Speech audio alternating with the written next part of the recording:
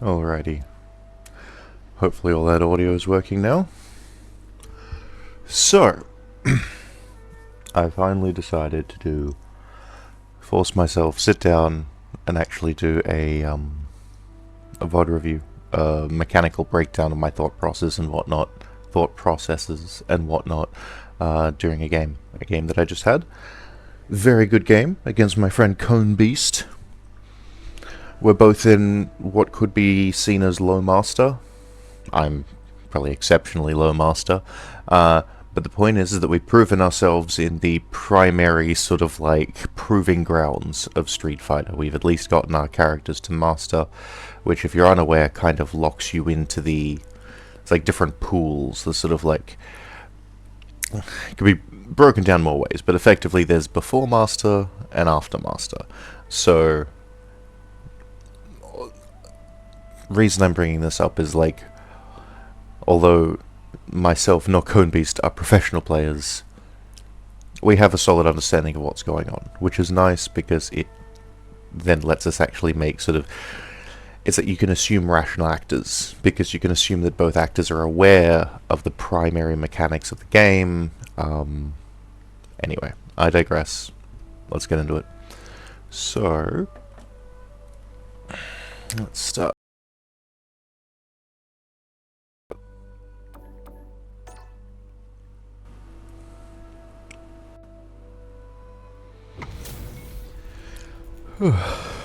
So yeah, 13 and 1200 MR. Alrighty. I'm going to keep it at... There we go. I'm going to keep it at full speed, but I will be pausing pretty frequently. Now I should probably also turn my HUD back on. There we go. So, let's see what we've got here. Starts pretty consistent. We have, at the start of a game, you have a decision to make. Are you going to attack, or are you not going to attack? That's kind of like decision number one. And effectively, by attacking, steelmanning it, you're effectively saying, I predict that my opponent is going to either remain defenseless or attempt something equally as aggressive against me, and I'm gambling that whatever I do will be more efficient than what they do, and I'll win. So let's see how that works. I block. I very rarely do things on round start. I will occasionally, but most of the time I either stand still, crouch, or walk back. I'm here to see what they're about first. I'm not here to make too many assumptions. Alrighty, so we've got 2 swings straight off the bat. Now, again, these are very common. What I'm about to break down now are very common throughout pretty much any game of Street Fighter I play. This is not unique to this particular game. So here, obviously, hitting the buttons a bunch, but that's fine. You know, a lot of people do that. But it does kind of change the mind state of the person making the actions. Instead of, I wish to strike with this button, like, I wish to strike with this attack, hit it once, does it once, reevaluate the situation. This is instead something similar, but is something that's very common that's going to come up, and I kind of like to call it almost like it's a new state. It's a hit state. So effectively this is, I'm hitting the button, and as long as I'm hitting the button, that will create for me, I am within the button state, right? I'm just hitting it, and it'll come out a couple times. This can be, you know, the time varies. It might be half a second, might be a second, might be 2 seconds, and depending on the move, that might result in 5 swings, 3 swings, 1 swing, right? But the point is if they're hitting the button a bunch, then they've gone from making a single decision to the decision to be in the attacking state under these particular parameters.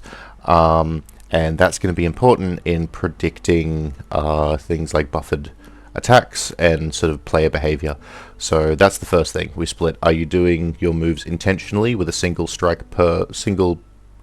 per attack, or are you putting yourself into more of a sort of attacking state in which you're sort of like, I just wish to be attacking as much as I can in this way for this amount of time. And usually that's to, that can be done to try to put up a little bit of a shield. Imagine someone sort of like doing this in front of themselves because they don't want, they think you're going to come and hit them, so they'll just do this in front of themselves and kind of hit the air. So the fact that we got 2 there, and that it was pretty consistent, if I were to guess, that was an offensive act at the start of the game done in a preemptively defensive manner. Effectively, if I were to guess, I'd say Cone Beast in that particular moment was like, okay, statistically, if I were to gamble on it, he's going to run at me with something. I'm going to use this, I'm going to go into this attack state and spam out some moves to sort of like try to prevent that. And I blocked and, we walked back. So, continuing on. Now, I've versed Cone Beast a few times. He's very familiar with my passive style. So, effectively, we've done this before. Usually Dhalsims will jump all over me, as they are prone to do. I'm relatively good at countering that, and Cone Beast is aware of that, so he's already, or at least based on the other Dhalsims that I've played and the way that he plays against me, I'm like, I think he remembers and has pre-adapted, as if you were sort of versing an old friend, and you knew kind of how they played. So it's not that you were versing Jamie specifically, or Dhalsim specifically. We're in a situation now, I'm like, I'm versing Cone Beast, and Cone Beast's like, I'm versing Oxy. Gotcha. So there we go. So I take a sip. This is me kind of like cashing that check, I guess. One thing that is important in leveling up in fighting games is initially people will kind of come at you with a lot of stuff. They'll try to overwhelm you with a lot of moves, and usually this works. Real sniffles. Looks like a fucking... I've just come from doing cocaine or some shit. So, a lot of people will generally, initially, at lower ranks, kind of come in and attack you very consistently, very quickly. They try to be varied about it, but consistency and saturation are really the keys here.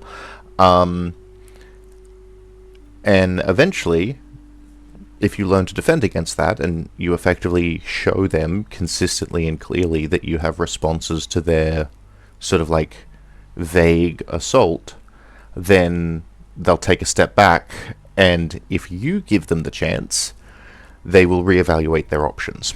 Often people will see someone reevaluating their options, backing off, trying to think of a new way to come in, and their first instinct is to just dive on that person immediately. If you don't dive on them immediately, and you let them reevaluate, yes, you're technically giving them time to think, but if you take advantage of it, you're giving yourself time to think as well. Okay? And in these instances, because, again, this is one of the other things I love about Jamie, because effectively he has a mechanic in which he could take a sip, it makes him vulnerable for a relatively significant amount of time, but doing so a total of 4 times will increase his power up to a maximum state. So I can effectively reward myself or punish the opponent for passivity by taking a sip. Effectively, I look into their eyes and I'm like, alrighty, I think you're figuring out what's going on. You're not really worried that I'm going to come and attack you because I haven't shown that I am aggressive, so you're not on edge. I'll take a quick sip. Usually, if I can sort of like set the situation right, this will work, and usually then what will follow is them being like, oh, he sipped, get him! And they'll usually try to dash in, and it'll sort of trigger that aggression state again. But the point is all of this is like, I don't rush things. If I defend against them and they want to reevaluate, they back off, I'll take this moment to sip. So that's what I'm doing here. And here we go. So we're walking in now. We're like, hey, no, we're not here for those free drinks. So I'm like, okay, I'll walk back. And here we go. So EX Fireball. When I see an EX Fireball come out of any Dhalsim, my immediate assumption is that they're probably going to do a teleport setup. So they're going to wait for this Fireball to come in. Because the Fireball has 2 hits, it keeps you nice in place for long enough for him to be able to teleport in, much safer than it would otherwise be. So I've forgotten actually what I did in this game, about to rediscover it, but my immediate assumption here is that in preparation for the EX, I might walk up to it intentionally and try to parry, because if I see that they're doing an EX, I might be like, okay, I'm going to run into this fireball and parry it real quick, which throws off your pre-existing tempo, because usually a setup tempo like this, the player will assume that they're throwing a fireball, I'm being defensive, the fireball will take all the time it needs to travel across the screen, and at that point they can time their teleport accordingly. I can sort of subvert that by preempting it, maybe doing a dash in or walking up and trying to parry them straight away, hoping that that will throw the tempo off. I could also, another thing that I might do is they tend to try to time, if they are variable, if Dhalsims are variable about their teleport timing, they'll watch effectively the position of me and the fireball, and just as the fireball's about to hit me, they will teleport in, effectively making the 2 hits of the fireball be the 2 first hits of what would otherwise be a now 3-hit blockchain or 3-hit combo. So if I assume they're going to do that for whatever reason, a counter to that would be walking towards the projectile, again thinking they're waiting for me to get within range of the projectile to trigger their teleport. Just when they do, jump forward. You'll jump over the projectile. If they're coming in behind you, they're probably not going to do something that points up and very far away. It's possible that they can effectively land directly on the ground and do a very long upper, like, low punch move that can counter it, but most of the time they're banking on your position being relatively static to achieve their teleport setup. So by jumping out of it at the last minute, again, you're effectively baiting them into doing a teleport, hopefully whiffing an attack, but you probably won't have time to respond. It's just they've effectively wasted 2 bars of EX if you're able to get out of it effectively. You know, there's also perfect parrying, there's a million ways to get around it, but I digress. I just wanted to use it as an example to sort of highlight a few. Let's see what I actually do. And there we go. So, I don't do the move forward, but I do anticipate the EX ball coming in, which requires the positional placement, and I make the jump strategy. So I guess I go with plan B. And now that lands, and here we go. We have a whiffed, oh, that's almost too smooth. We have a whiffed countermeasure, so that would, it's not the slide that was done after into the grab. That was, you know, I've played Dhalsim a bit. I totally hear the slide grab is kind of seen as a single action a lot of the time. That there would have been an instance in which he's like, I'd like to slide grab to confirm this pressure, pick it back up. Unfortunately, it was just out of range, and due to the sort of like scrambly nature of the interaction, that one missed, so he did whiff with the jump, as may have been predicted by the strategy if all things go well, and I happen to be close enough and with Jamie so that I can do a very fast 5-frame punch that lunges me forward. Just clips him, gets the punish counter. Now, this has happened all very quickly. Now it's time to test my mental stack. I am on 1 drink, so with this punish counter, I can follow it into either a crouching jab or a standing jab, which can then finish into a Rekka or other sort of combo ender. But I need to act pretty fast, and it can only be done from heavy punch here by, like, with a punish counter. As we can see, it's +5. That lets me get a couple jabs in. The alternative of a counter, a standard counter, would only be +3, not allowing anything. So we're going to test my mental stack. I would be like, oh shit, nice, got the punish. Let's see if we can hit confirm. And I do. I'll admit, I hit confirm with my default automatic easiest thing. So if you get a heavy punch with Jamie and it lands as punish counter and it's +5, that's actually enough so that you can simply do another heavy punch and it will combo. This is really nice and easy to remember. It's basically, if get punish counter, do it again, and make sure to prepare your follow-up, because the heavy punch can be cancelled, as we see here, into a Rekka, but it needs to be done on the second hit of the 3-punch flurry. So you effectively need to break the timing and go heavy punch straight into your special to try to clip that in the middle. So this motion would have been heavy punch, got the punish, triggers another heavy punch, and just after that second heavy punch, we also hit the, in this case, special button, because I'm modern, and you get the wrecker. So it was punish, heavy special. That was what happened there, and boom, boom, boom. And there we go. And we see, over on the inputs, that was actually pretty okay. Not a single errant input. So effectively, I hit the first heavy punch, it hit. 39 frames later, I hit a second heavy punch, that hit, and then I followed it with 3 special buttons applying the wrecker. So that here, it's -1, that's fine. I'll have to do maybe like a delayed tech or something, but that's an example of what I see as sort of like, that's the goal, right? You want to be intentional with your stuff. You don't want to be pressing more buttons than you need to. Because if you do, if I would have pressed, which I will do in the future, press multiple buttons when only one of them has time to come out, it is because my brain is kind of like unbalanced at that moment. I'm like, oh shit, I don't exactly know the timing, therefore I'll try to hedge my bets and spam, right? Take it from that attack action to an attack state and hope that the action happens within the state to my benefit. So let's see what happens here. The get up's always fun. So I'm -1, so usually what I do here is I'll go into a delayed tech. So I'll crouch block, and I will assume that they know that I'm negative, so therefore they could probably, like, it is their turn on wake up, technically they could go for a crouch jab, which would win if I wasn't invincible, or they would possibly more likely go for a grab, which I would have to tech because of the plus nature unless I jump or dash. So I'll go into a delayed tech, I'll crouch, and I'll just wait, and either, if I do it correctly, they'll kind of stagger on wake up, they'll see I do nothing, I see they do nothing, they see me do nothing, grab them. Or they'll get up and they'll be like, jump up in the air, because that's what they were planning on doing to preempt my attack that evidently was coming. If I'm able to hold myself off and not preemptively grab and wait long enough for them to do their reflexive jump, I'm rewarded with an opportunity to then just like anti-air them and do it again. But we'll see how we go here.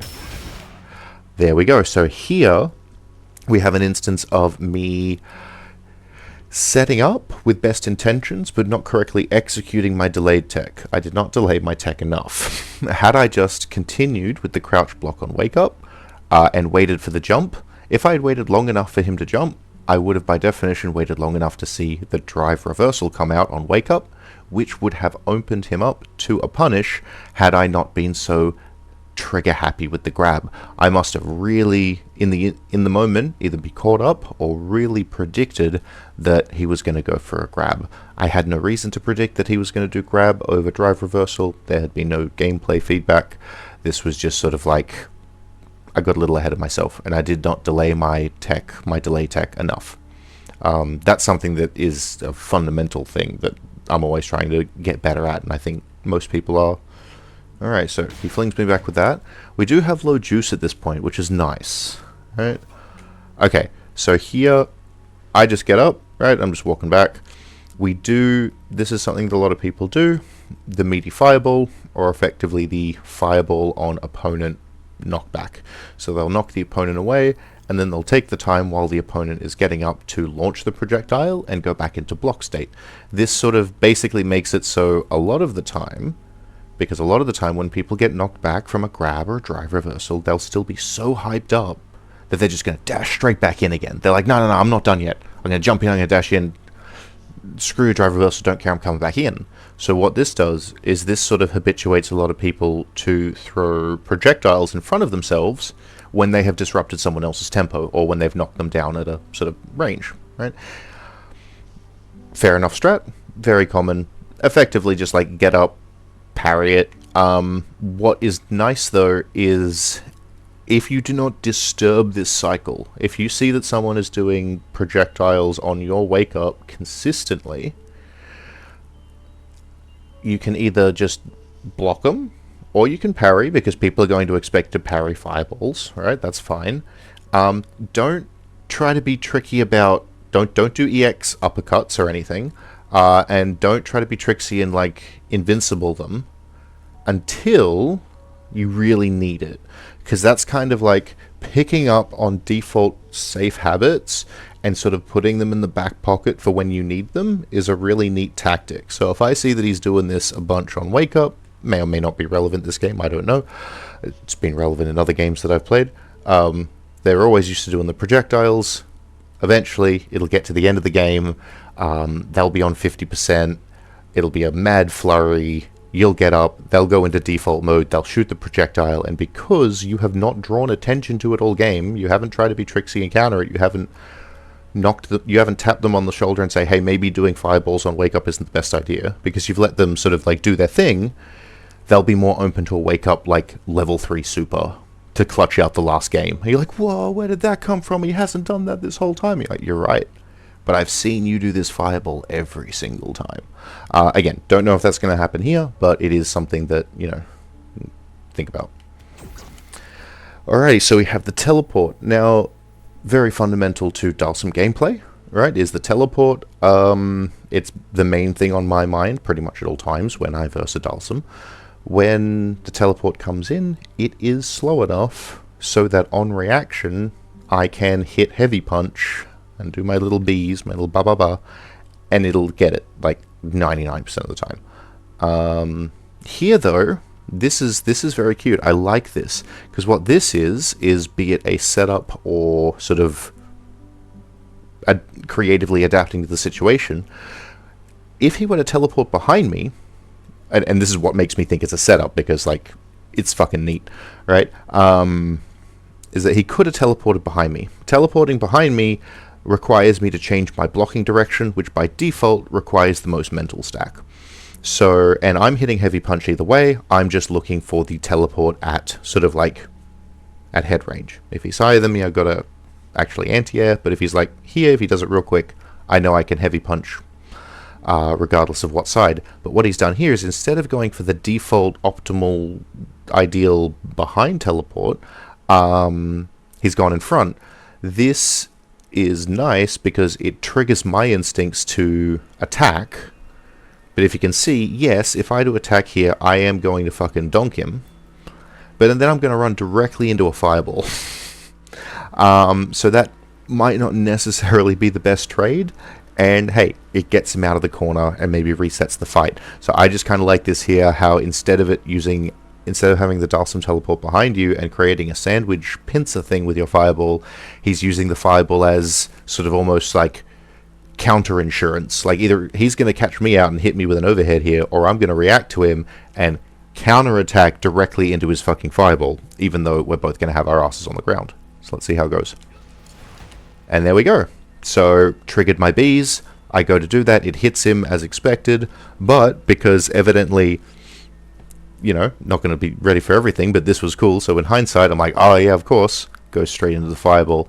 That then staggers me, but as we see, I'm still plus, but we do get a neutral reset. So, let's see, oh, and we're straight back into it again. So, again, this is very common. This happens with most people, and hey, maybe you do it too, and you can decide whether it's a good thing or a bad thing, that's fine. But we can see there's sort of like, I know I'm pausing it a lot, but there's a tempo. There's actions are being taken now, and I will not stop taking actions until I make the conscious decision to stop taking actions. So, even though we both got reset to nothing, and I was backing off, that's fine. That's one way, I'm defensive again. And Cone Beast here wastes no time, straight back into a teleport.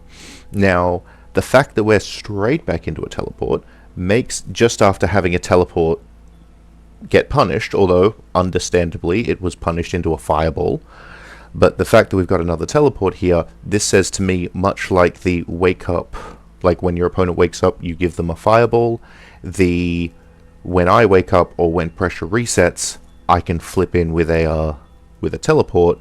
It may be a similar sort of like a similar muscle memory, a similar in-baked thing.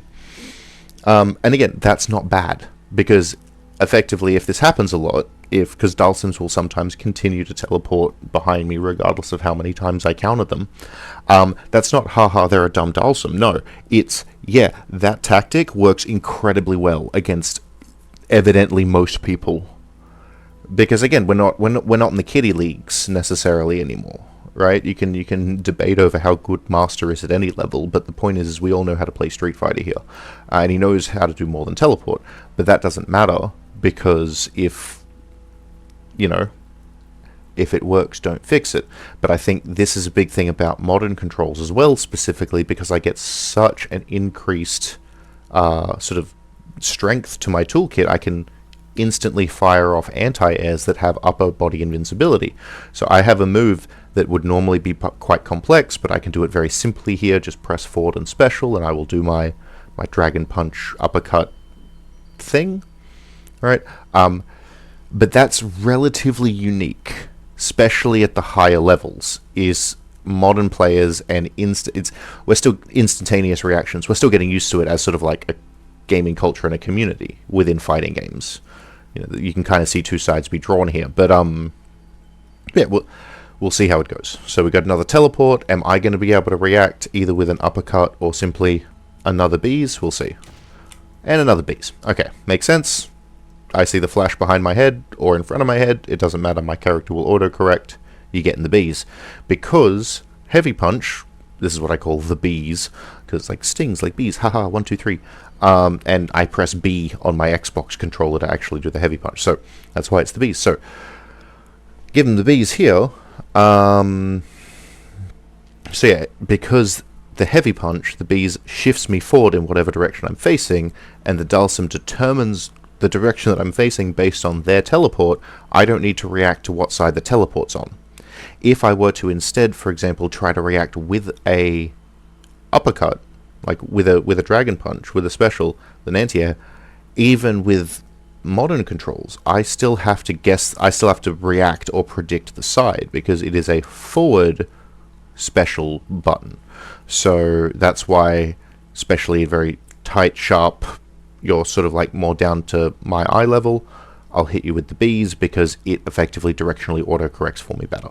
So that makes sense. So we do that. And here, again, like, this probably won't work, but this is just me being a snotty little brat. I like to show people that I'll take sips all the time.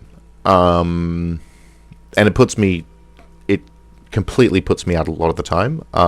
It loses me so many games, and it's something that is being settled down. I'm a little too gung-ho with it, a little too confident, but I love the feeling of being able to try to predict a blank spot within the opponent's mental stack and fill that blank spot with a quick sip before they can realize what's happened. And they'll be like, wait, no, stop. I'm trying to figure out when to do that. And there we go. As I should have, I got punished. But fortunately, it seems like the Dhalsim Cone Beast reacted, but in the same ways when I got the confirm on the punish counter, I needed to be ready to follow up with something, and fortunately for me, I had a very easily pre-planned follow-up. This, again, was also a bit of a flurry. They correctly were able to intercept on reaction of me drinking, but, instead of doing like a jab flame or something that would be more of a difficult input and require a bit more sort of like prescience, this is much more safer. So again, and we're also, again, not using attack inputs, we're using attack states. So we're going from a light attack state to a medium attack state, and then we go for our dash and grab. This, again, love this. This is great. It's a little unfortunate that we juiced ourselves out. I've got a feeling that, well, that's probably because, much like the teleport reflex and the fireball reflex, the how do I put this? The pressure dash in with drive rush is also a sort of reflex that people develop, I've found. You've probably often seen it when people come and they'll low forward you, and they'll low forward directly into drive rush regardless of whether they hit you or not. Because, the drive rush will give you safe properties, it'll allow you to extend your pressure. But because of that, and because it's so nice and so good and can be done after so many things, it does become a bit of a reflex. And sometimes you just go, oopsies, juiced myself out, because at the time you weren't considering the juice meter. But the reflex of the dash in to follow the pressure is still there. Or they might have made a calculated decision that it would have been worth juicing out had they got the grab, and I'm not here to say otherwise. So, and I come straight in again with the bees. Very versatile. Love the push in. Okay, so now we're in... Yes. So now he juiced himself out, so he gets an extra 4 frames taken away from any of his advantages on block. So now bees becomes +1, which, although technically that kick is slower than my heavy punch, the first 2 heavy punches of the 3 strike attack or whatever are very close, and they leave my legs vulnerable. So at that spacing, the low hit is the perfect move to intercept that. I took a little bit of a risk doing the bees there. It wasn't guaranteed to be safe. And now he goes for the slide. Okay, we're trying to cover some range. Usually, again, look, we've already hit it. We've got the punch and the kick hit over on the top left-hand corner. Usually, the slide... I love the slide. Play Dhalsim. I love doing the slide into the low grab. So fun, so effective. But that's probably what's going to happen here. And we've also, now that I think about it, we've just come off of a dash grab whiff into another slide grab. So it's kind of like almost... maybe not directly, but a similar way to, instead of having attack inputs and attack states, it almost seems like he's gone into a grab state. Like, I am going to keep moving forward and grabbing you until you get grabbed, or until I decide otherwise. Speculative, but let's see. So we're going to go for the grab. It gets me nice. What did I try to do? I tried to do another bees. So there we go. I just went into autopilot. I'm like, bees, bees, you're juiced out. I can hit you with the bees. And that was lazy of me, and it got me fucked up. Rightly so. Alright, and here we go. So we have our fireball on knockback reflex, which is fine. It's a single one, so I'm probably not going to be assuming any teleports. But given that I'm walking up, I'm obviously trying to apply pressure given his juiceless state. I'm going to predict I'm probably either going to jump over this or parry it. There we go, parry. So that was a bit quick, but that was an EX fireball into... Well, I kind of forgot... Wait, was it an EX? No, because he's juiced out. Must have just been a charged. Yeah. Yeah, so he charged up. Wonderful. So he charged up to get the 2 hits. This effectively gives it similar properties to an EX, which, in hindsight, now does make it ideal for a teleport setup. Whether I was prescient of that in the moment, might have been. Either way, I decided to go up and parry it this time, instead of jumping over. Again, you don't want to give the same answers to the same questions over and over and over. You can, by all means, but that is, if you do...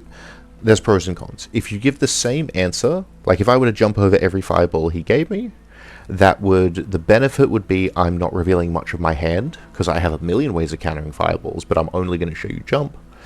But that gives them the advantage of having a more clearer target to adapt around, and they're going to get better at anti-airing, right? It's the keeping your cards close to your chest versus maintaining a high pressure within your opponent's mental stack. So evidently here I'm like, yeah, I'll just parry, sounds good. And now here's the thing. I'm parrying, I've decided that I'm parrying like 20 frames ago at this point. My mind has moved on. I'm like, ooh, I wonder what is going to happen after I parry. I see him go for the teleport. He's up here, and now I go for the bees. That was pretty high. Any higher than that, and the bees probably would have missed and might have gotten me fucked up.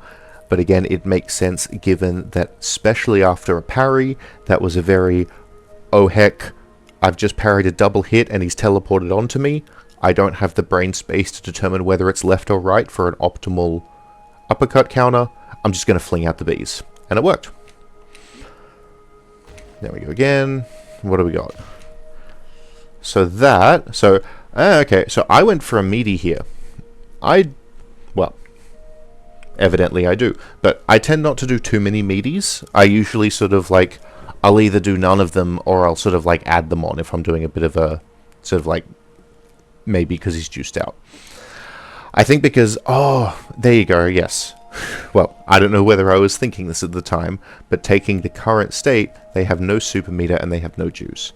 Meaties have never been safer. If there's any instance in which you should or can meaty someone, it's when they have no juice to do an EX, and they have no super to do and they have no, you know, super gauge to do a super on you.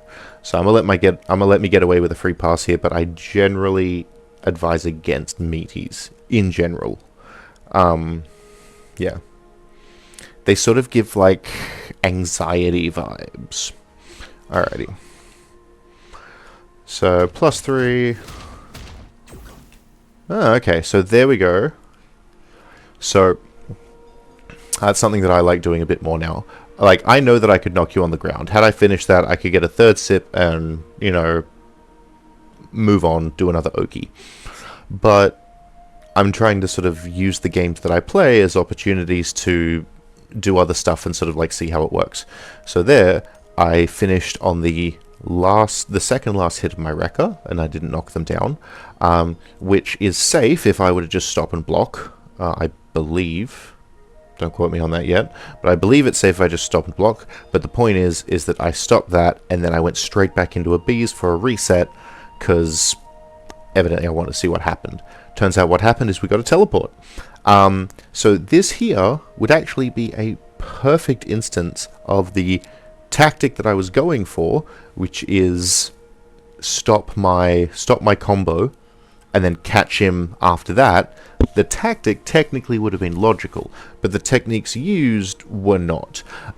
Given the space, given the evidently relatively iffy frames on the second Wrecker hit, even when hit, and then using bees to follow up, there's way too much space there, and they can get a full teleport in. So, you know, had maybe I used something that was a bit more plus frames to lock Cone Beast down, and then maybe done a jab instead, that may have actually worked, and clipped before the teleport went out, and done the intended reset tactic that I may have been going for. But we'll see what happens. Love me some bees. And again, this, it seems like spamming, and to an extent it is. It's more that I'm asking myself the same question, and as long as the answer is yes in this state, I will continue doing bees. So it is kind of like a state, much like we see when people like hit the buttons a whole bunch when they, you know, don't want to be attacked up close or something like that. But this state is effectively, I'll do bees, I will wait until, because effectively after doing bees I can be vulnerable, so ideally I'm doing bees, reevaluating the situation. If they are within range of me and I am not vulnerable, I will do bees again. Because, and when I say in range, I mean in range of bees. As you can see here, it's pushing, it's jumping me forward, because usually in these instances when we're dropped both on our feet right next to each other, both players swing. Right, it's very instinctual, both players will swing, but I'm like, I'm actually well equipped to swing in this instance, because I have a move that lunges me in whatever direction the flurry happened to land us on, and it's got extended hitbox, it kind of jumps far, it's all good stuff. Here, we see it kind of gets me out of a bit of a pickle, although it kind of puts me into 1-2, so I could have just blocked. Right? I could have stopped my bees, but I decided, nope, it's still within parameters, he's still within range, and we've just stopped. I'm going to do the bees, assuming that he may also try to do something and I'll get the counter hit. Here, my math is a little off. Evidently, he was quite a ways back, allowing him a nice big wind-up for this punch. Fortunately, though, we're able to double hit each other still. So, it's not too bad. And we're teleporting out, and I parry. So those two actions there, my parry and Cone Beast's back teleport, were both preemptive defensive measures. Right? He jumped back because he's like, nope, I'm not going to have you hit me here. And I'm parrying because I'm like, nope, I'm not going to have you fucking do some bullshit meaty on me right now. Right? And that's fine. When we both go defensive, it sort of settles down and resets a bit.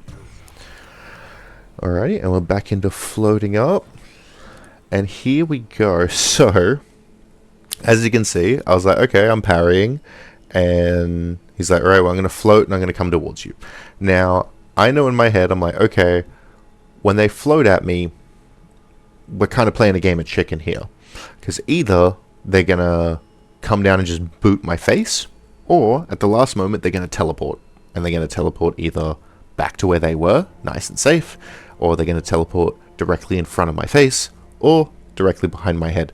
Either way, you're playing a game of chicken. But the issue is that I can't default to my Bs in this state.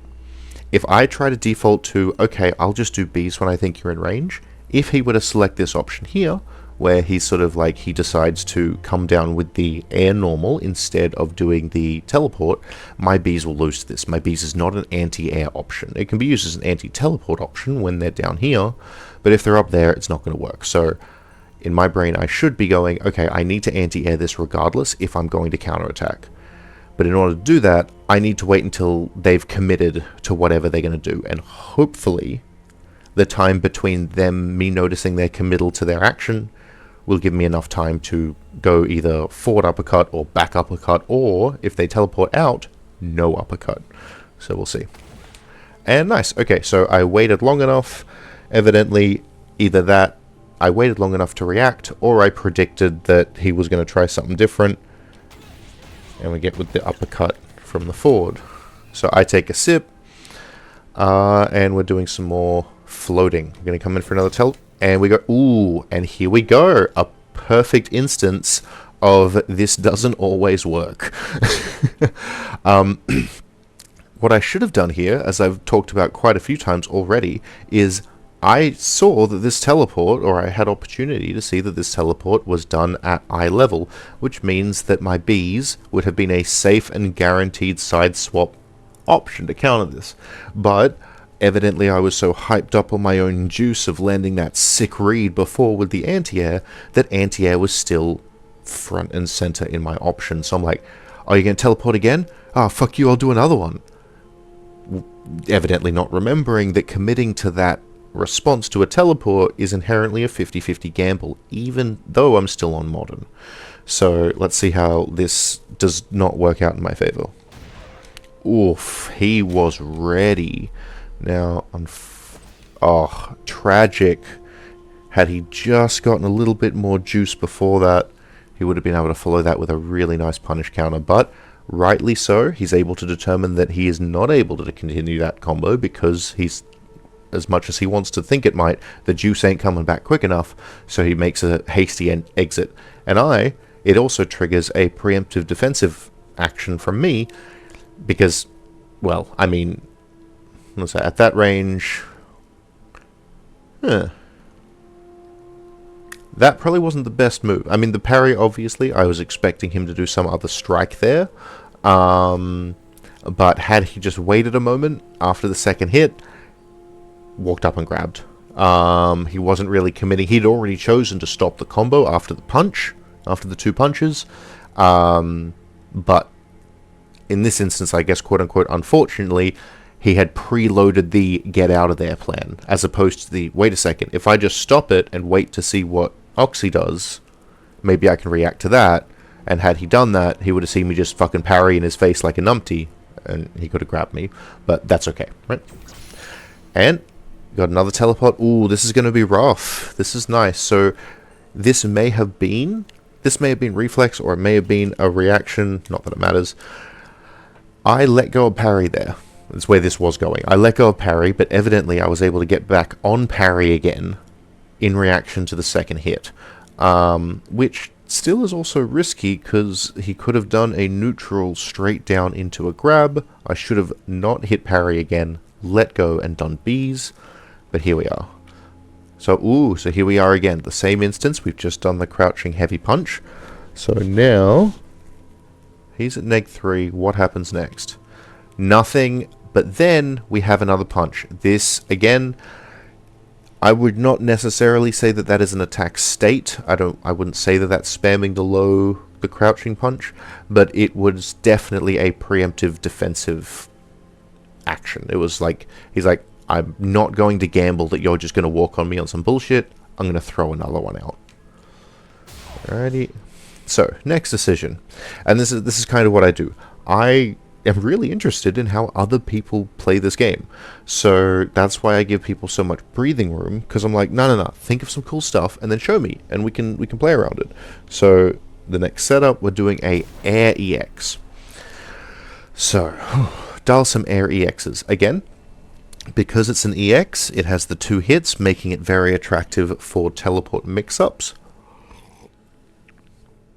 And obviously, because it's coming in from the air, it makes it also even more difficult if he were to teleport in, because both my if I were to do the anti-air, it would work, because the upper body invincibility of my anti-air kick...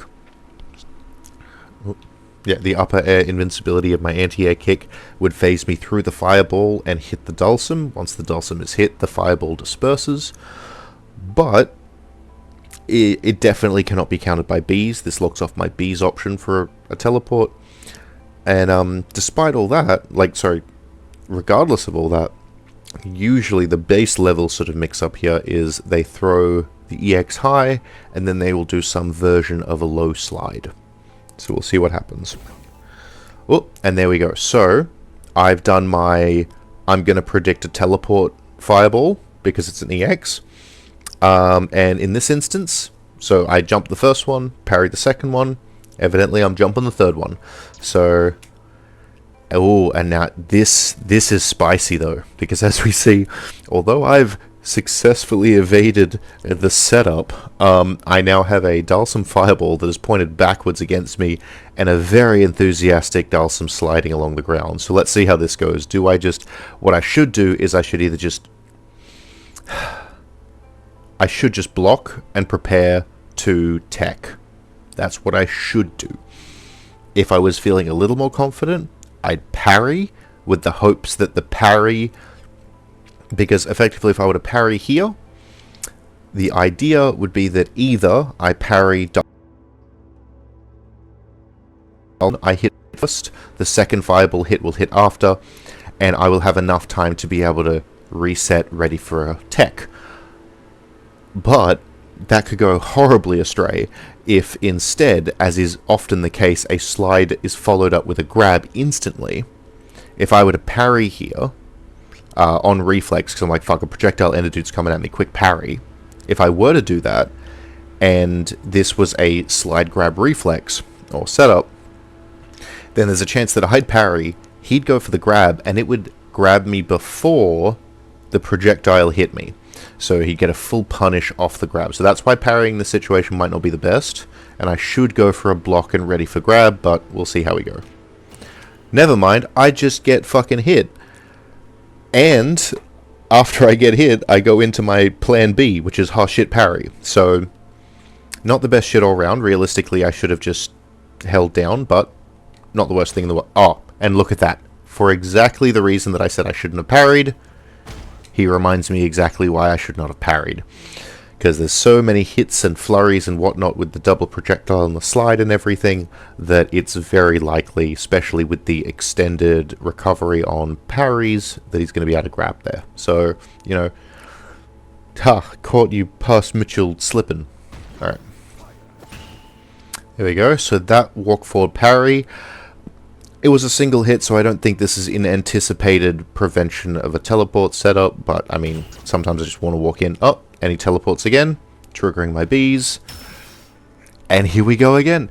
I've got it, like, sometimes I just smack him with the bees, and I love getting a sip straight after. Unfortunately, just like I did the last time, ooh-hoo-hoo, good thing I didn't finish that sentence. So, unlike last time, where his reaction, or in this case, this wasn't really a reaction, this was a drive reversal, which is neat in its own sense. Right. Fortunately, though, I had just enough frames. Oh, that's it, because I think what really saved me here, and this normally would have sucked, because it's like, no, you don't get a whole sip's worth of, like, an entire sip's worth of time, you're going to get hit by the drive reversal.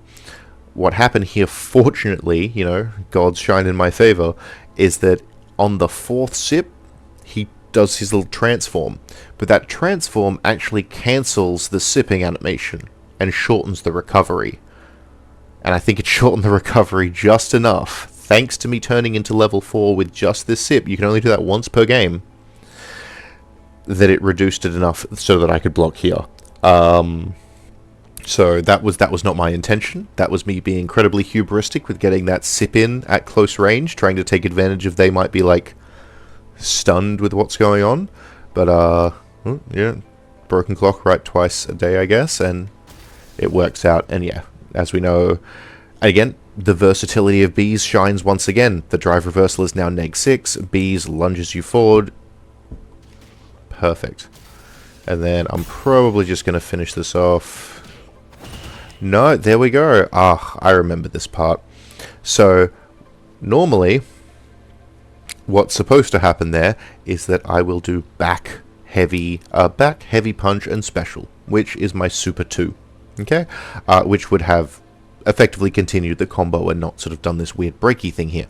But, what did I do? Let's have a look. So I hit back and the 2 mediums.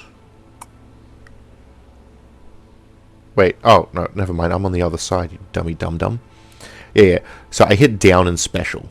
I hit down heavy special instead of back heavy special. Okay, down heavy special is level 3. I do not have 3 bars to do that, so it triggered my down special, which after 2 drinks is unlocked, and is this relatively, like, cumbersome slide. So I'm like, that's what happened. For whatever reason, I think I was having a conversation to myself while the match. Doesn't matter. These things happen all the time, regardless of why. That was just I hit down instead of back. So that happens there. Oopsie doopsies. And he goes straight in. Very good, right? Punish grabs, wonderful for damage. A lot of juice ratio traded, and he's doing it back to get me back in the corner. And it doesn't even matter because it's a kill, so love that. So even after all that, he still wins though. Like, it might have seemed in some instances like I was able to counter a bunch of his stuff, but like at the end of the day, he still won the round. So this is, again, these aren't bad players. Alrighty, so we got the EX fireball up. Ooh, okay, so here I'm going to be like, ooh, are you going to go in for that kick again? I'll come in for an uppercut. If I am going, because wonderful bait if it turns out this way, but the last time that he did a float move forward, he did a medium kick, which basically kicks directly from where he is now to my fucking face, which is a perfect move to do had I not predicted it at the time with an anti-air. This implied a similar thing, right, which is great for baits, but he's now exiting it into a fireball. This stops his character right here, and now he'll shoot out a fireball. And as you see, if I were to even move up a little bit more and do a uppercut, anticipating that he's about to kick me, I'll be left on my back literally like a beetle that's been flipped over while I get a fireball to the face. So we'll see what happens here. Oh, wonderful. I promise I have not pre-watched this, and I do not remember what. I'm just going based off the scenario cues. Right? So, exactly what I thought was happen. Great move. Cone Beast, wherever you are, good bait. So, gets me donked. I'm like, oh, I have absolutely been bamboozled. Alrighty, so now, again, we're straight back to more pressure. We've hit, there is a fireball above the screen right now, so that's going to be coming down in a sec. And we go a back teleport. Again, if it's not broke, don't fix it. Unfortunately, this might be a technique that has been not broken against a lot of people for a long time, but against me, not quite. So I was a little late with my bees there, a little late with my reaction, but early enough that we got a counter hit resulting in what you see here. So we get up, and again, no time to evaluate the situation. That's okay, we don't necessarily have to do that. Some people are here to act, not view, but we're straight back up into the air, floating again, right? Now we do a back teleport. Okay, cool. We're getting the, we're getting the blend back. Whew. Always crouch, kids. When in doubt, crouch. There's a lot of high-profile moves in this game, from like Guile to Akuma to Dhalsim at this range, right? Unless you want to make a statement that you just don't give a fuck. Always be crouching.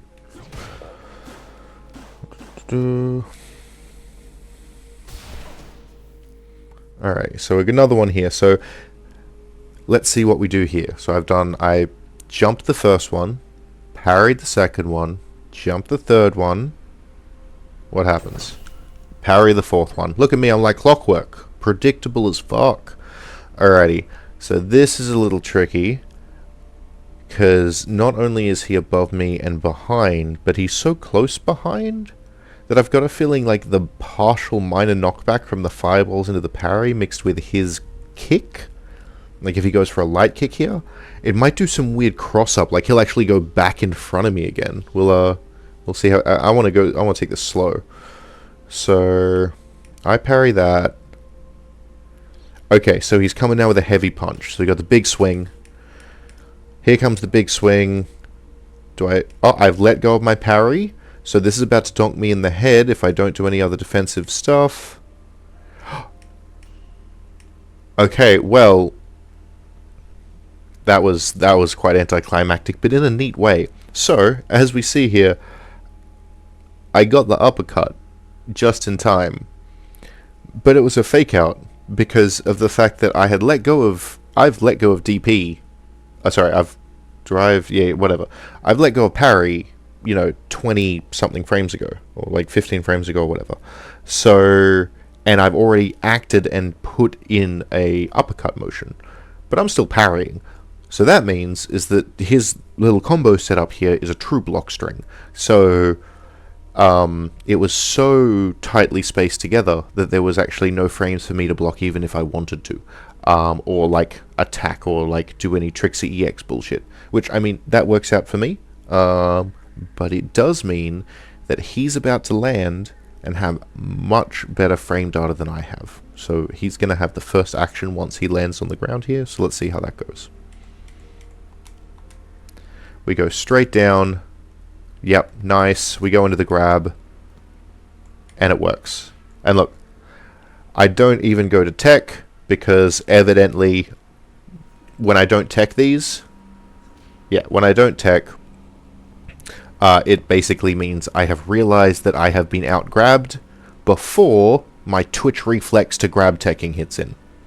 So I'm like, got me. Not going to worry about the tech, you got me. Boos. Alrighty, again, we have our fireball reflex on wake up. And now the high, and now here's one. So at this range, that fireball is going to come back down and hit me on the head if I stay still or walk back. If I walk forward, I will dodge the fireball. But that's exactly what he wants me to think. Because at this range, usually they're like, ha ha ha, I'm going to get you from the top, so you are going to have to sit there and block. Or move forward if you want to dodge the fireball. Both instances, they're probably going to try a slide here. So, nice. Now that could have been a medium slide, in which I would have parried it, but given the distance, that probably would have been a safe medium slide. But we've also now gone for a short slide. I love this maneuver. I did this as Dhalsim all the time. If it's what I think, you go in with an implied slide, like with an implied medium slide for the mix-up, but instead you do a short one in. And once you've done that short one in, again, we kick in our sort of scooch slide grab reflex after, in this case, successfully baiting out a parry response.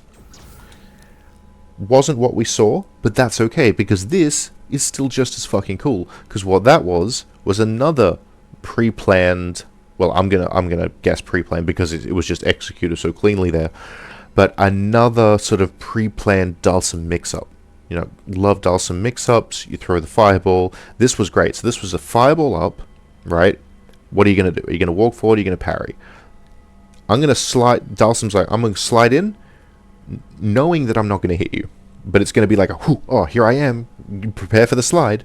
But the second that you're done with the slide, they're going to jump and teleport behind you, right? You have had like 3 separate invitations now to put your hand out to stop this Dhalsim that would have gotten you in hot water. So this is a really cool mix-up. And again, he's got me parrying here, right? So if he's going to end this mix-up, perfectly, he's going to just drop to the ground and grab me. If either the mix-up is intended to end here with the grab, and it's all according to plan, or he's able to react to the situation and see that I've chosen to preemptively parry in this situation, possibly all due to his plan, and he'll grab. Or this setup, effectively the next set of this setup might just be an attack. Like, yeah, you do the fireball, you slide, you teleport, you attack. That's the plan. And if that is the plan, And, well, then he's about to do that, and I'm about to get hit in the head, but parry it. Oh, mwah, love it. Absolutely fucking love it. Drops either on plan or reaction. I'm gonna give him the benefit of the doubt here. That's just a great play. He would have been like, nah, baited into flinching with a nice slide. Like, he got me with the high, the low, the back, the grab. Perfect. Alright, and we have our wake up fireball reflex. So again, what's this one? This is a high arc, short range EX fireball. Again, really great range for this. This one is going to come down on me no matter what way I go, and he's in perfect range to either do a short slide into a grab, possibly medium slide if he wants to guarantee the setup with the top fireballs to cover his medium slide neg frames.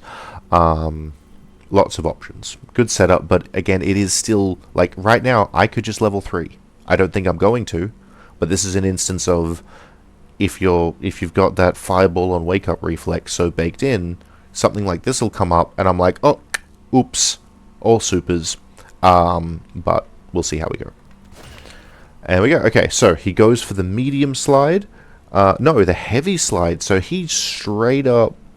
I wonder how this works. Okay, so that slide there, if I were to just...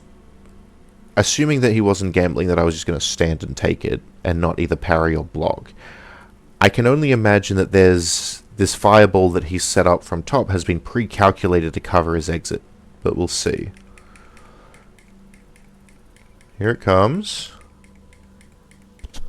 Ooh, okay. So here, I can absolutely see how, again, Steel Manning best case scenario, that was an intentional setup in which if for whatever reason it did not knock back that far, that fireball, if it didn't miss me, would have covered his escape and made that otherwise risky slide safer.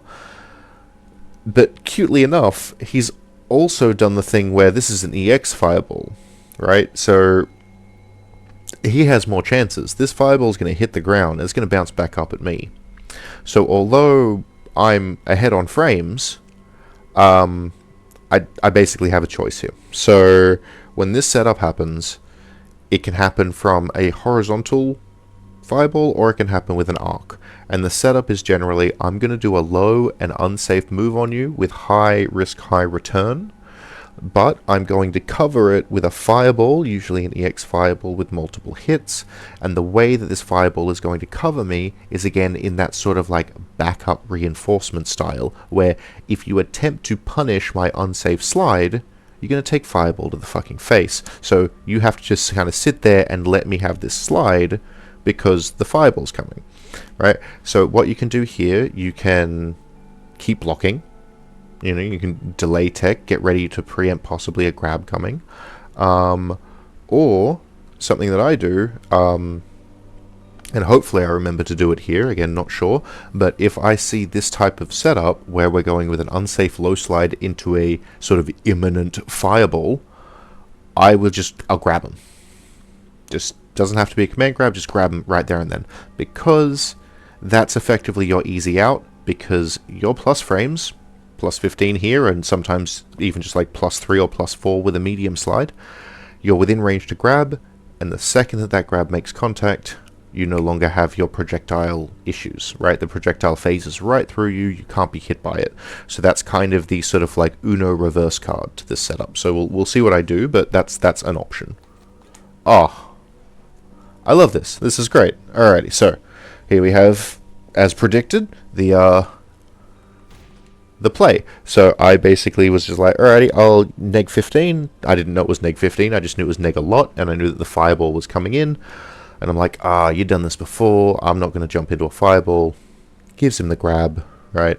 And that then, as we see, literally the fireball is floating through me, because in a grab you can't be hit by projectiles. Take a sneaky sip. Alrighty. Oh, there we go. Okay, so smug little fucking prick, Jamie. So there we go. So I walked up there, and I didn't do anything, but I did. I sort of like jostled. I'm like, okay, so what do you do if I walk up? Actually, I'm gonna rewind that. I want to see whether or not that the teleport that he does there can be classified more accurately as a reflex wake up teleport, or whether it was a sort of like instigated teleport by me walking in and threatening. So let's see. So he gets up, I drink. Yeah, so he really does wait. Okay. Yeah, and I'm like, okay, you're waiting. Neat. I could just take another sip then. I could prepare for another teleport. But for whatever reason, maybe I was feeling myself. I just sort of like got a little cocky and did a bit of a strut. So, get into range, and then I crouched. I didn't immediately walk back. I crouched just in case, to cover whatever options. And I'm like, oh, okay, cool. You're jumping up. And then at that instant, it's not that I would have turned around to me turning back now. Probably wasn't part of the initial plan necessarily, but once I saw him jump, that would have triggered my back walk, because I'm like, well, if you're jumping here,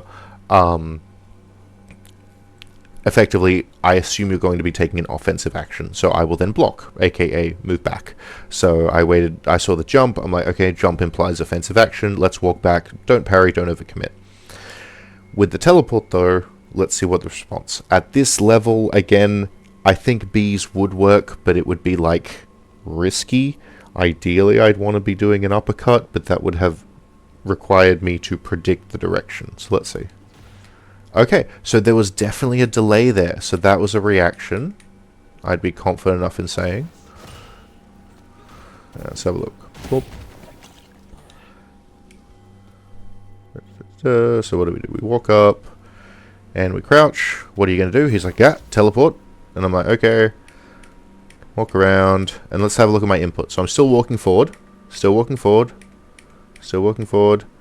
and then at this point, I have evidently assessed the situation enough, and I think because of the fact that there was a relatively beefy delay between the teleport and the uppercut, it was effectively more of a reaction than a prediction in this instance, which again is very doable with Dhalsim things if you're used to paying attention to it. Alrighty. Up off the ground. What do we got this time? Oh, okay.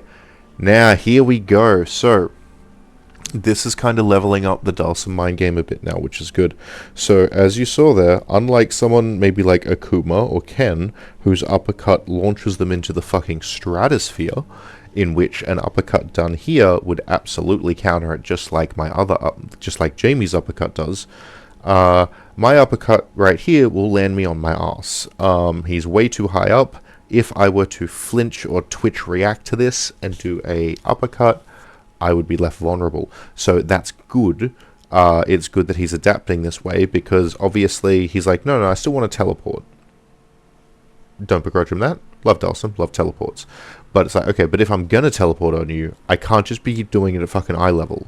Because either you're going to bees me or you're going to uppercut. I need to start mixing it up. He has successfully mixed it up before, again, with the sort of kick, and then into the second one was Fireball that caught me off.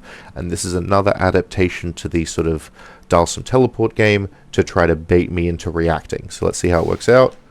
Oh, and look at that. He even does the EX Fireball to really lock in, because that keeps you floating in the air. So by doing that, he's really locked in his, like, bet that, nah, I'm going to do this, I'm going to go real high, you're going to fucking uppercut, and I'm going to do an EX here that's going to hover me above you, and I'm going to dodge it. Very well done. Perfect, right? And this is the first time he's done it so far, or at least that I've been aware of in this game, so because it's been executed correctly on the first time, oh, wonderful. And I thought that the EX Fireball was going to miss, which it did, but the float that it provided was perfect for really safely dodging that uppercut. And then, of course, I forget, after an EX Fireball, you can still take actions. You can either do another teleport, or in this case, he was able to react to the fact that I had fucked up my whiff, which is probably his plan all along, comes down with the heavy punch. Oh, nice, into the counter, into the teleport. Oh, and we get... Ooh, okay. So what was that? That does appear to be intentional. So that does appear to be intentional, which, hey, I'm all here for. That was fucking cool if that was an attempted read. Gotcha. Yeah, it does seem like an attempted read there. Makes sense. So he goes, okay, I'm going to stop early, thinking that I'm spamming. Wrong guy. But thinking that I might be really trying to line up a retaliation. Once that wasn't the case, he's like, oh shit, I've been caught with my pants down. Red. Makes sense. It's a half-decent contingency. Unfortunately, in the flurry, it did juice him out again. So we'll see how that works. But, I just kind of sat there and watched it, so I was able to block. Oof. Okay, so there... That was cute. So in this instance, here is me going against my own advice and just being a sort of like an aggressive Nelly and trying to, instead of react to my opponent, try to just give them some random bullshit to see if they can deal with it. So in this instance, it was a EX dive kick. So I'm like, nah, take an EX dive kick. And he's like, I'm going to jump and do an anti-air. And so like an air-to-air move. So, love that. Either he saw that I was jumping when he jumped and he whipped it out, or it's also very likely, given that this range has a very, very long range, this move has a very long range, the jump back while doing the medium punch at the same time, might also be a sort of like a two-piece. Right, it's to cover your escape while you're jumping back. So he did a multifaceted jump back defensive technique, and what I did, even though it was an EX dive kick, fell under the category of shit that can't get through, which makes sense because this is a really nice setup as a defensive action. Oh, he tries to follow it up, which is cool. Unfortunately, I guess either that doesn't work or the timing was just a little off. But, ooh, is he going to go for a grab? He did. So that, and I whipped him. So that there would have been an instance. Let's have a look. So, yep. Yeah, so get donk. Yeah, so here. So I'm like, I got smacked straight down to the fucking ground, and he came down with an overhead. And I'm like, oh, that like... Because normally, I see what happened. Normally, if I was just jumping up in the air, right, or maybe doing a move and hit me, it would kind of throw me back and he'd be able to teleport behind and continue that combo maybe. But because of the fact that, unbeknownst to him in this moment, I was doing like an EX dive kick that resulted in me really getting a heavy sort of punish counter by it, it slammed me straight to the ground. Because of that, Cone Beast here, because that happened so quickly and it was probably a little unique, wasn't able to immediately adapt to the situation and had the sort of the circuit of, okay, nice, I hit him. Because I hit him, therefore I teleport behind and follow up with the heavy air, which probably works most of the time if it isn't a heavy punish like what happened there that just slammed me straight to the ground. Because of that, I effectively, this would have been my head at the time. I see that and I'm like, okay, we're going to be put next to each other. Obviously here, he has frame advantage. Like, there's no way of getting around it, right? If he meatied here, I should not be attacking on wake up. But sometimes, if I'm, and this doesn't always play out, but this is why I will occasionally do a jab on wake up, is if there has been a disruption, a sort of like a little, there's a combo's been dropped, or, something has gone a little weird or unique in the sort of situation, okay? And we kind of reset to this sort of both waking up next to each other sort of business. I will effectively take the gamble, usually, well, sometimes, that the flurry has disrupted your rhythm to the point that you're not going to be able to get a frame-perfect meaty. And if you can't get a frame-perfect meaty because you were thrown off by sort of like the other random stuff that was happening, get a jab in. And that's what happened here. He threw the grab out. Got a feeling had he thrown the grab out a couple of frames earlier, it would have hit. It would have been meaty. Unfortunately, it was a couple of frames late. And, either because of the flurry or because of whatnot, that's why I did that there. And evidently I was so hyped in the moment that I was able to confirm a super off that. Not the best one to be honest. But I really tend not to care about how much damage something's going to do. But I think in this instance I was like, wait, no, I'm pretty low. I probably want to, like, level the playing field a bit. I was scared of losing, one might even say.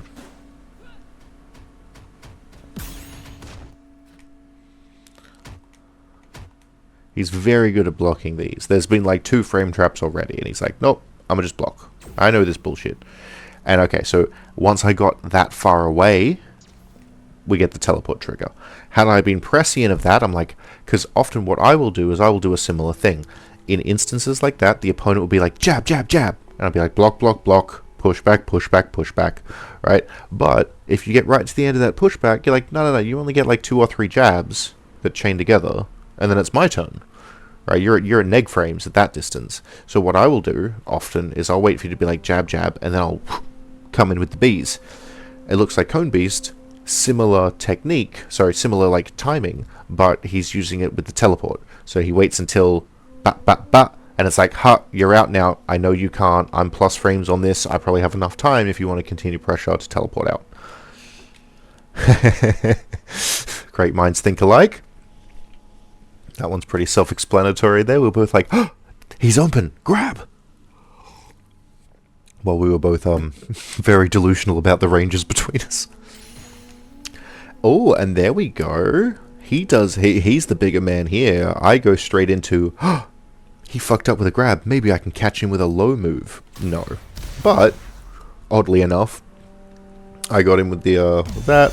Oh, okay. Well, I mean, rewind that back a second. So here, let's see what happens here. So we get the teleport. We both go, nani, and grab.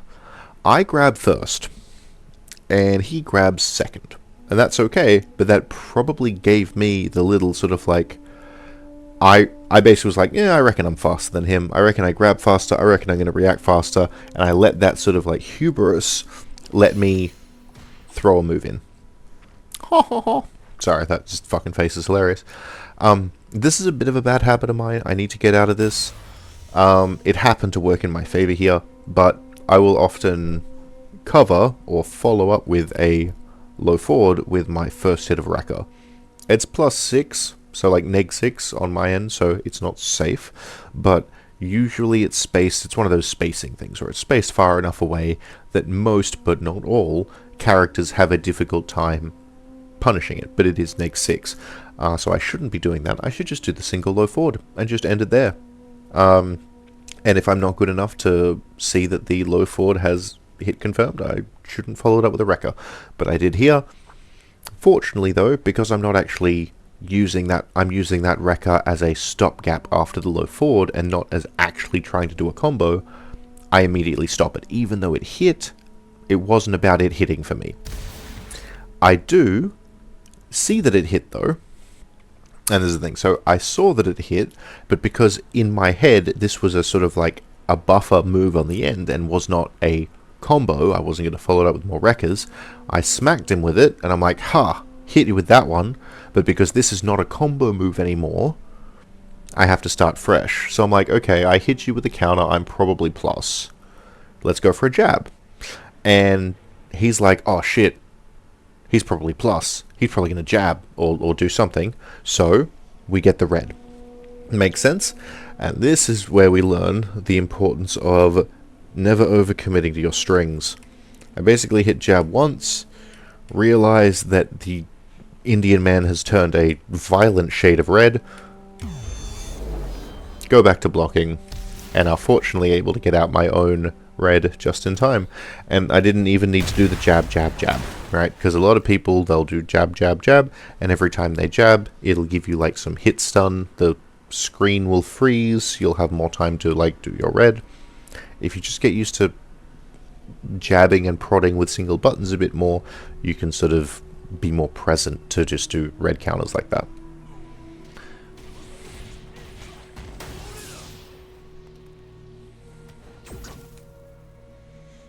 Alrighty, damn, that's close. Okay, so what am I? I'm going back. Okay, so I've started pressing back. So, oh, and he Evidently, I was in the zone. He tried to do it again, but that was another high one. That was a high one, but I waited long enough so that he flowed down just long enough for me to get him with the anti-air. Alrighty, ooh, okay, so here we go. Here's another reason why, okay, if you're going to be put... I'm going to reset that. So, third game, here we go. And after this one, I'm going to take a break. So, third round, again, we make our decisions at the start of the game. Are we going to attack? Are we not? This one isn't the two crouching punches, so it's not a preemptive get away from me move. This is very much, this is an EX arc fireball, so this is a I'm preemptively setting you up. So we'll see how we go. Okay, so we go, and there we go. So that was the setup. So sort of at the start of the game, he's like, alrighty, I'm gonna choose to attack when the game starts, and I'm going to do so with this more multi-layered setup of EX fireball in, up, teleport across, and he falls straight down and grabs. Now, this is the second time that he's done that. The first time, I made a whole big deal about it, being like, oh, it would be so perfect if this setup teleported behind like that and just fell to the ground and grabbed. And it did, and here we go, it happens again. So, evidently, that is a really good tool, and I agree. In the future, what I should be doing there is, like, had I been a bit more ready for that, I would have been like, in that instance, I'm like, okay, I'm not going to risk counter-attacking, I'm just going to block, but he just dropped down to the ground and grabbed. I was anticipating a strike, he resisted striking in the air and jumped and went down to the ground. In the future, I should be more prescient of when he does that setup. Again, the setup is with double fireball into teleport over, right behind you. If he does that, I need to prepare myself for both an overhead attack by standing, but also the possibility of him just going down to the ground and grabbing. So, let's move on. Oh, what was that? Boom, boom, boom. Alright, now let's see what happens on knockdown. So on knockdown, oh, we got a dash in, and we've got a second dash in. So that would have been, possibly, it might have just been a mistaken, they might have only intended to dash once, and they happened to dash twice. Dashing twice in this instance is just, it's unsafe, and I'm sure Conebeast would have realized that as well. That's what makes me think they weren't intentionally doing a double dash forward. It was more, because also, as you see over here, they've put in grab. So that was a dash, either it was an intentional dash grab, when only one dash was needed to cover the distance, or it could be similar to, again, this idea of inputs and states. He might have gone into a dash state in which you hit dash a bunch and you continue dashing in successive chunks until you have reached your desired location. If that was the case, much like maybe spamming a move and having one extra hit come out that really throws things in the gears, that might have happened here. He might have gone, okay, I'm in dash state, one dash, oh wait, no, that's enough, I don't need any more than one, oh damn, I'd already pressed some more forward dashes, the dash state continued into a second one. So because of that, I saw the first dash, and at that range, when I see someone dash in, if they have to dash in to get to me, they're not using a drive rush, they're just doing a standard dash, I will often try to take a sneaky jab at them, because I found that it'd be less consistent. I know some of them are true wake up grab loops, but for whatever reason, my intuition told me that this was not one of them.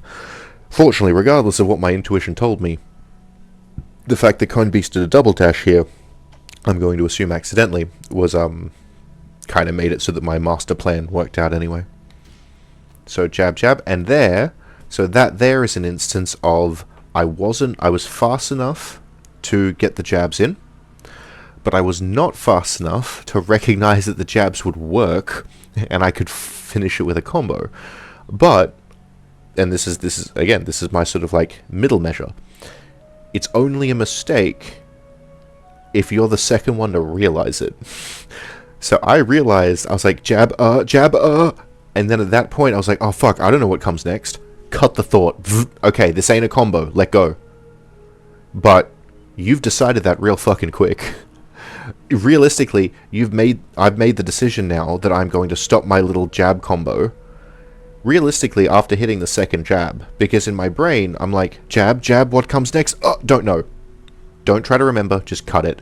But then, because it's cut, and I've realized I've made a mistake within, like, milliseconds, and I'm able to sort of, like, sunk cost fallacy just cut that, I'm like, okay, well, now the state has actually switched to me being +1 or something on a jab, almost within throw range.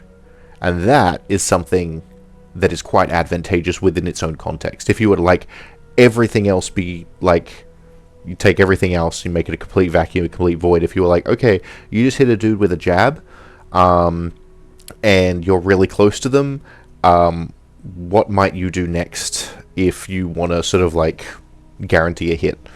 You know, grabbing is not the worst option. So basically I jabbed twice, I'm like, oh, fuck that up, forgot what comes next, because I'm still getting used to the whole, like, you know, combos where you're really close and you're like, jab, jab, uppercut, or jab, jab, something else really fast. Right, I've got those, but I'm not very good at them. So I was like, jab, jab, fuck up, never mind, walk forward, crap. That was kind of, that's what happened there. Alrighty. And again, we jump up, and we immediately go into a heavy slide. That's fine, but we can really see some patterns sort of like forming here, where Cone Beast, much like a lot of other players, when they get up off the ground, actions must be taken. Alrighty, here, so again, steel manning, that very well could have been intentional, and it would have kind of been tricky if, again, it was against someone who was a little bit more rash, because taking an objective look at that, what actually happened... Okay, so I've taken a sip, he's done a rollback, I'm effectively in place, and he's doing a back recovery. He knows how far this distance is, assuming that he's sort of calculated this, so he knows how far this is. So in that theory, he knows that if he were to slide in with a heavy slide right now, one of three things are going to happen. Either A, I'm going to walk forward, I'm either going to stay completely still, and the slide won't reach, because Cone Beast knows the ranges. Or, I'll walk forward and try to do something offensive, bringing me into that range of the slide by definition, and leading to a counterattack. The other option is that I just, like, walk back or do something. If, and again, that's step one. Step two is then, okay, let's just say that I, like a good boy, do not walk forward into Dhalsim here, and he does the big heavy low slide. Then, my brain might be like, ha ha ha, got you now, you fool. You just did a really unsafe heavy slide, and it didn't even touch me. You fucking idiot.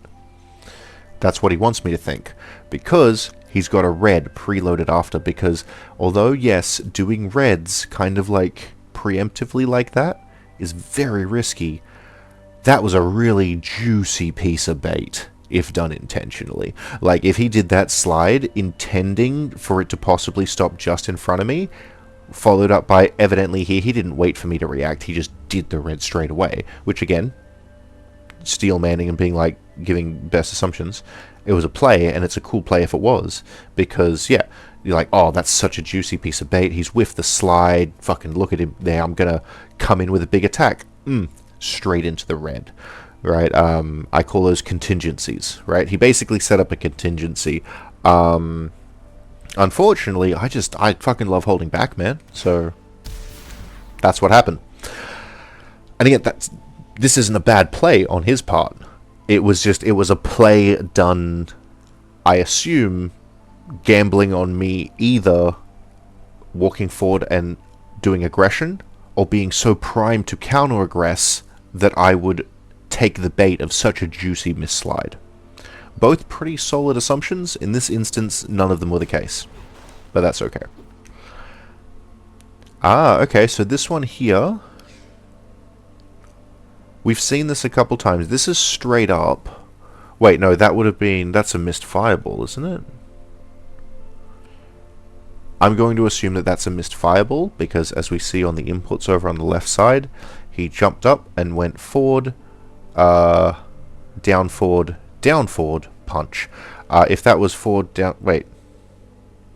No, that doesn't work. Never mind, silly me. Blah, blah, blah. Where were we? Before I started making up spurious nonsense. Oh. I think I, like, went too far. Yeah, I went too far back. Okay. So here we go. Get hit by that, and he jumps up and does this. So that's fine. It happens. Oh, we got another slide. Now, again, with the slide as well, one of two things. Either they're preempting reactive aggression, like for me to just change direction and move forward, or they're using the slides as a way, effectively, of, like, trying to keep up with me. Because Dhalsim's like, well, my teleports won't work, because every time I try to teleport on him, he, like, hits me. But, spaced correctly and safely, these slides can actually be used as really good movement vehicles, which is the case, and may be what he's trying to use them here now. Because he's like, jump, hit, teleport, slide, jump, slide, right? We're mixing the highs, the lows, we're being very sort of erratic with our movements. Makes sense. And we punctuate those. It's like, yeah, sure, you're jumping around and sliding a bunch, but, you know, you're not really being too intentful. But you then punctuate them with these instances of, like, an EX fireball. So with this EX fireball coming down, I suddenly have to now switch modes to, okay, this guy's jumping around a lot, to he might be about to engage. Evidently, I jump. Because the EX fireball has such a big sort of, like, hoof in the air, I might have sort of pushed forward my, well, I know what I'm going to use to counter this, it's going to be a jump. Evidently that was not the case. I just planned on jumping on him. Let's see that again.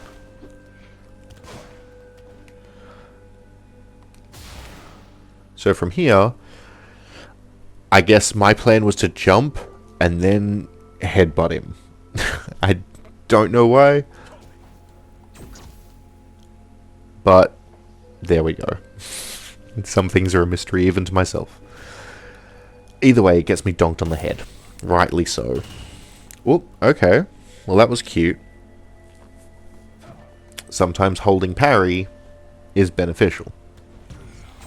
Oh, okay, we're teleporting again. So I've turned around. 1, 2, 3, and there's the uppercut. So, again. Nope. Again, we're straight up off the ground into hovering. We've got to keep up the tempo. It's actually, it's a skill to be able to modulate, to down-regulate your tempo mid-game. To be able to, like, stop doing things intentionally is a difficult thing to do. So it does make sense that the default is, when you get up, you do something.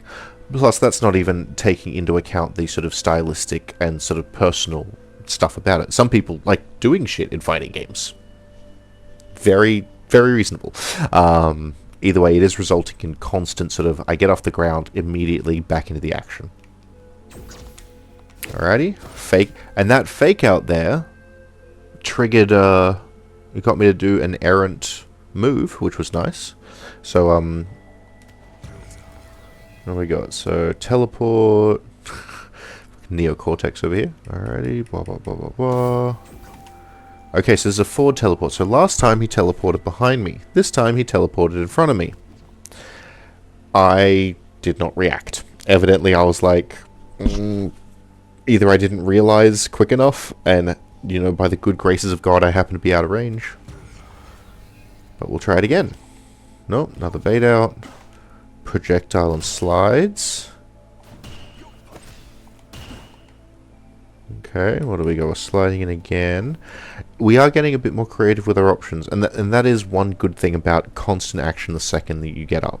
It allows you to explore a variety of approach options as long as you keep your approach options highly variable, which is definitely something Cone Beast does. Cone Beast keeps me absolutely, you know, paying attention, because if there's one thing outside of maybe a few too many teleports, but God, like, if I'm going to say that about Cone Beast, I'm going to say that about every fucking Dhalsim on Earth.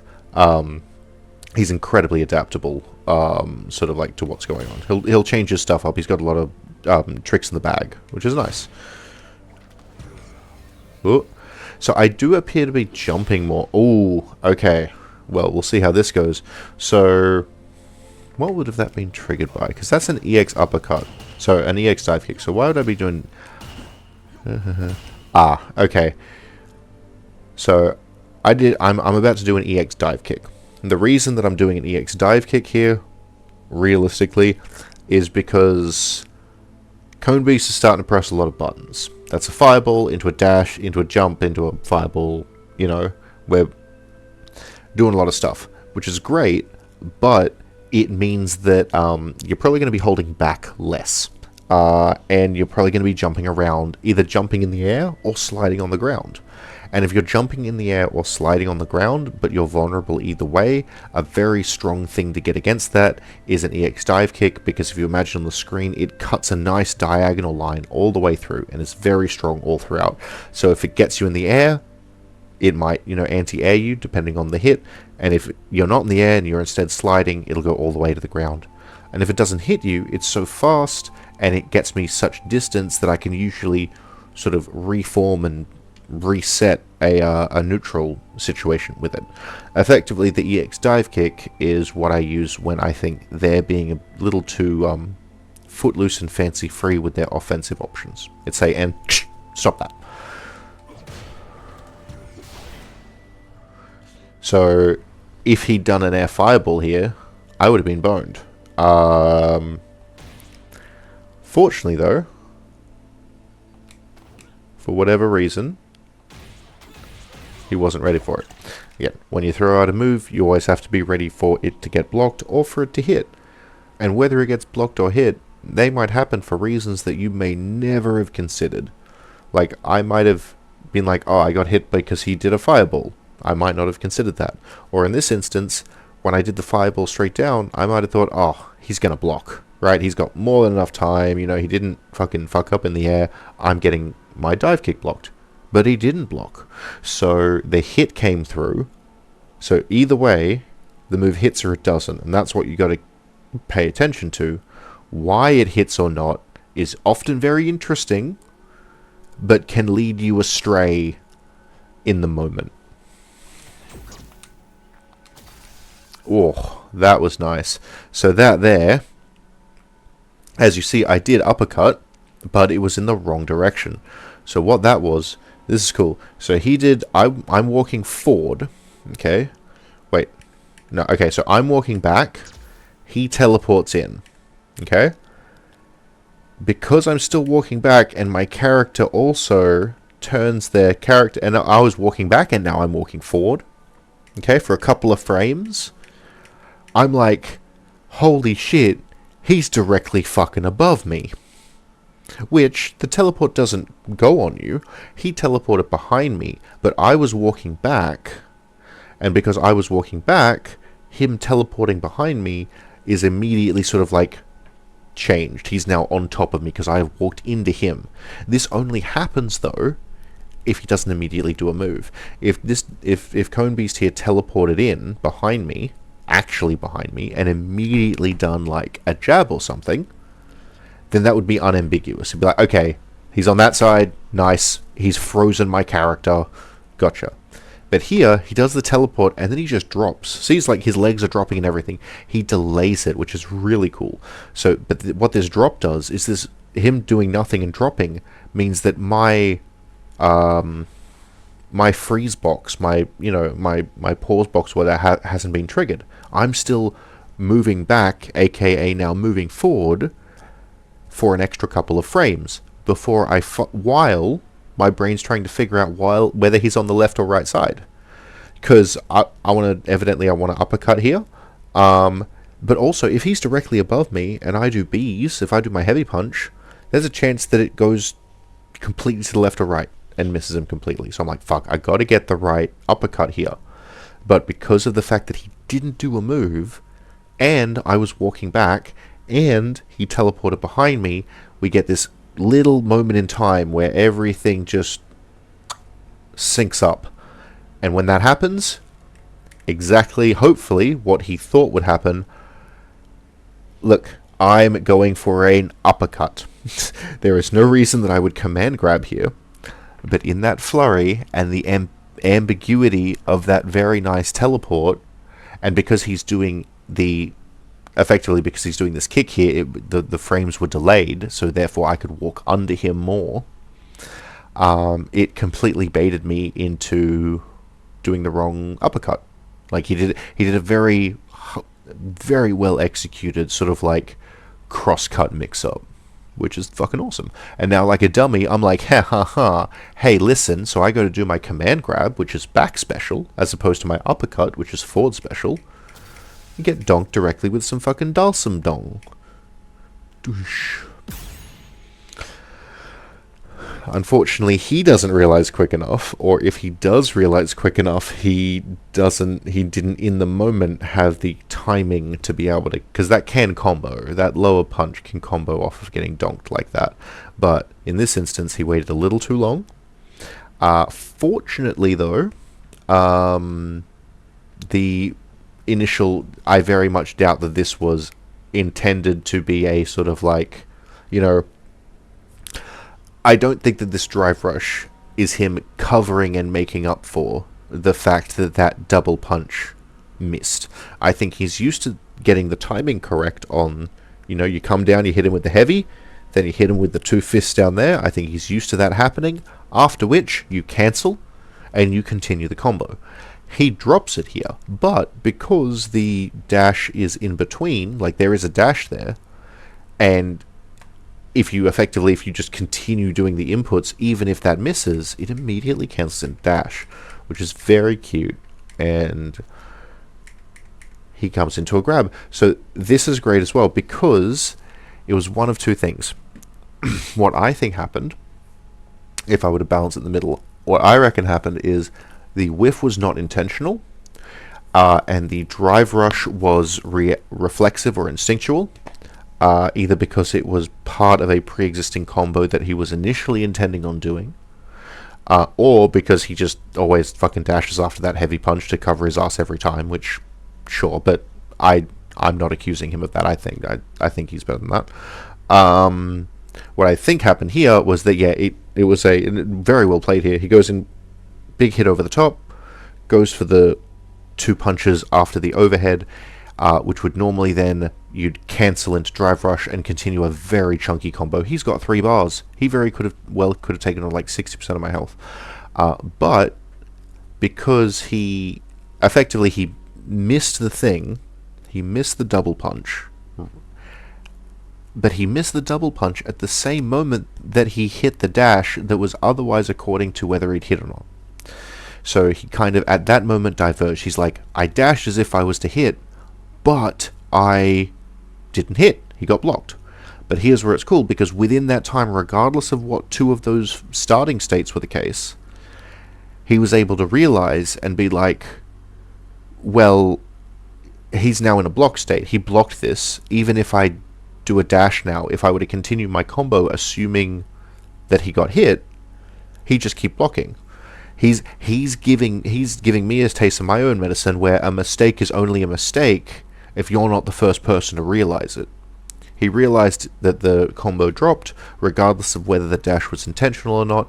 At the end of the dash, he was able to transfer into grab, which is a much better ender to that, even though technically it's less damage than if the combo were not to have dropped. So, very good here.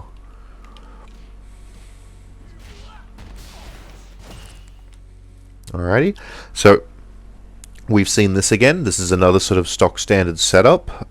It's the arc fireball into the slide, trying to cover our effectively trying to cover our contingencies with fireball here as backup. So the initial plan is for me to be like, oh, haha, that's such an unsafe move, I'm gonna punch you now. And he's like, well, too bad, because if you punch me now, you'll get hit by fireball. The way that I counter this, as I did previously, is I grab in this instance, because there's way enough frame advantage for me to grab with impunity, but the second I grab, I'll become immune to the fireball. Whether or not I'm prescient enough to apply that here, we'll see. Yes, I am. Bonk. Alrighty, up again. What are we doing? Ooh, that was nice. Again, we're playing around with the teleports. We went from the simplest teleport, which is the instant air teleport. We then adjusted to moving forward and doing dive kicks and fireballs. We've also shown that we go real high and delay it, maybe even extra delay it with an EX fireball to bay out some uppercuts. And now we've taken that even further. We've completely, like, well, He also kind of looks like he's turned into a Tyrannid, but he kind of like does the whole jump, jumps all the way up, and then comes all the way down just before he hits the ground, and then teleports, right? This is a new place. Love it. Let's see, though, if it still catches me off guard, because he has kind of like, we were at eye level, gets countered by bees.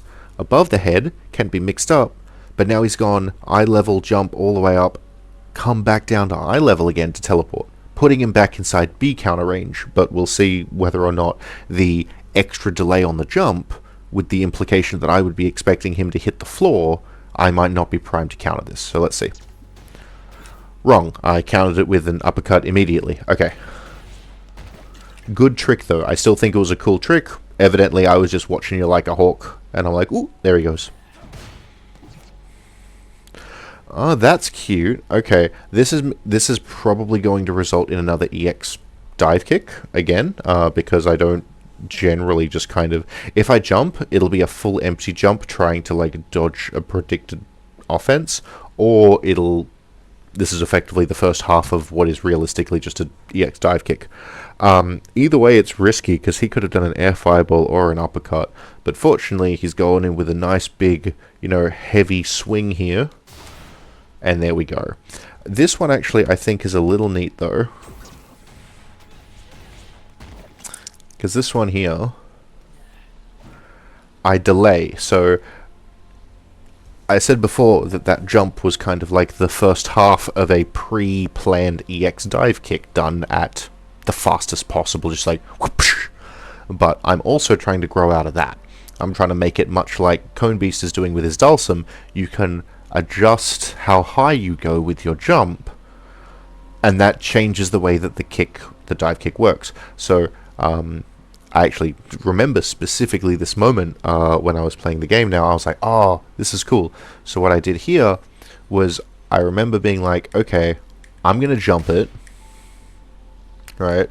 I'm going to jump this, but I'm going to wait and not EX immediately until I basically can see that he's made himself vulnerable. Fortunately for me, that was my plan, and I jumped, and the second that I jumped, I could see him already winding up his next attack. So, we see here, I can technically EX from here. I can definitely EX from here. Oh boy, could I have EX by now.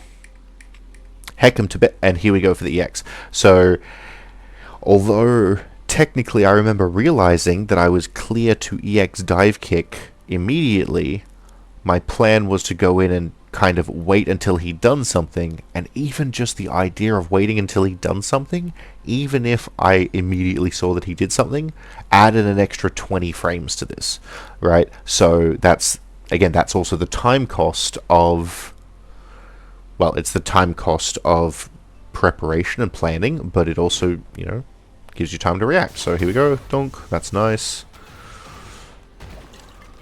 Alrighty. And, again, at this point, I've got a... Well, I don't know, right? I've got a feeling it's the end of a game. It's been a long set, right? The brain juice probably isn't sort of like... It's getting a little exhausted. Because we're kind of just... We're getting those teleport, teleport, teleport. And that's fine, right? Ryu's will Hadouken. Guile's will Sonic Boom. It's fine. But it does kind of indicate to me that I've sort of like worn him down a little bit. Here though, this is cool because again we're being more patient, and unfortunately not sure what that was. Oh, and here we go. Okay, so this is what I mean. I've got a feeling at the end of this game, and again this is perfectly fine. I think we've hit a bit of a panic state here, so you know, to jump kick. Oh, that misses quick. Oh, do it again. Surely this will hit. Just don't get near him. Just, and it kind of just ends. So the little dive kick again. I did the dive kick for the same reason that I did the EX dive kick earlier, because I ascertained that I'm like, okay, you're in a bit of a panicky flurry state. You're moving erratically. I'm not sure where you're going to be. Let's cut a line straight through that, and it happened to work this time. Whew. Well, that was only the first match, and there are 3 of them, but that was a lot, and so I'm gonna stop there and maybe go and review that. Oh, but thank you so much, Cone Beast. You're an absolute fucking legend. Looking forward to playing with you. Hey, maybe even on stream. I hope, none of this is intended to shit talk you or anything. Just using it as an example of a great game to be able to highlight some possible habits that either me, you, or, hey, other people might have.